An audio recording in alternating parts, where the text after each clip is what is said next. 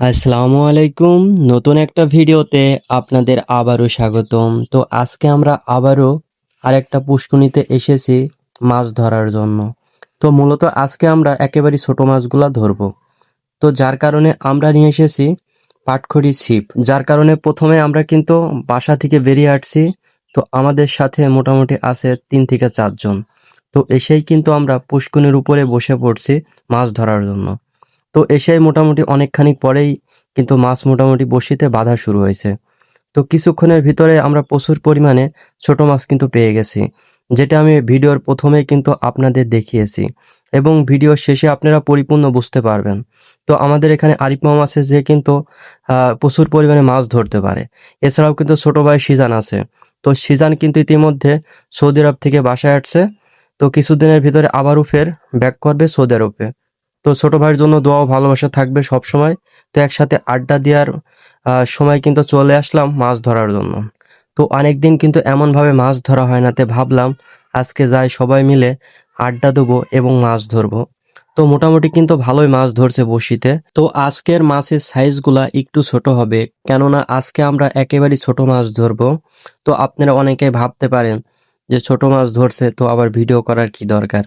আসলে সবাই মিলে মাছ ধরার মজাটাই একটু আলাদা। তো চাইলেই কিন্তু আমরা ওভাবে সবসময় আড্ডা দিতে পারি না, যেহেতু সবারই কম বেশি কিন্তু বাসার কাজ থাকে কিংবা পার্সোনাল কিছু কাজ কিন্তু থাকে। তো আজকেও অবসর টাইম পেয়েছি, তো যার কারণে সবাই এসেছি মাছ ধরার জন্য। আপনারা ইতিমধ্যে নেটের ভিতরে দেখছেন প্রচুর পরিমাণে মাছ। আসলে এখানে আছে পুঁটি মাছ, এছাড়াও কিন্তু সারপিয়া বা তেলাপিয়া যেগুলাকে বলে, ওই মাছগুলাও এখানে আছে কয়েক পিস। যেহেতু আমরা একজনের পুষ্করিণীতে মাছ ধরছি, তো এখানে কিন্তু সে আজকে উপস্থিত নাই। আপনারা গতকালকে যে ভিডিওতে দেখছিলেন আমাদের সেই আরিফ মেম্বার, সে কিন্তু আমাদের সাথে উপস্থিত ছিল এবং তার পুষ্করিণীতেই মূলত আজকে আমরা ছোট মাছ ধরতে এসেছি।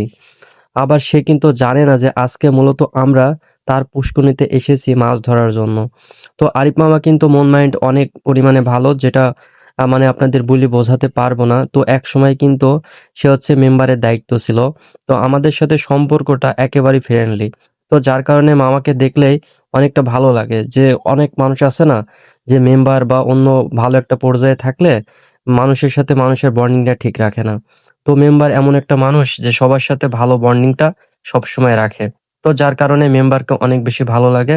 তো আরিফ মামা কিন্তু ইতিমধ্যে মাছগুলাকে সবাইকে ভাগ করে দিয়েছে, যেহেতু আমরা 3 জন মাছ ধরতে গেছিলাম। তো আর একটা ছোট ভাই ছিল আমাদের সাথে। তো মোটামুটি মাছ কিন্তু আমি সেমন একটা খাই না। তো যার কারণে বললাম আমাকে কয়েক পিস পুঁটি মাছ দিলে হবে। আমি বড় মাছ খাই না, আমি ছোট মাছ খাইতে অনেকটা ভালোবাসি। তো সবাই ভালো থাকবেন, সুস্থ থাকবেন। আসসালামু আলাইকুম।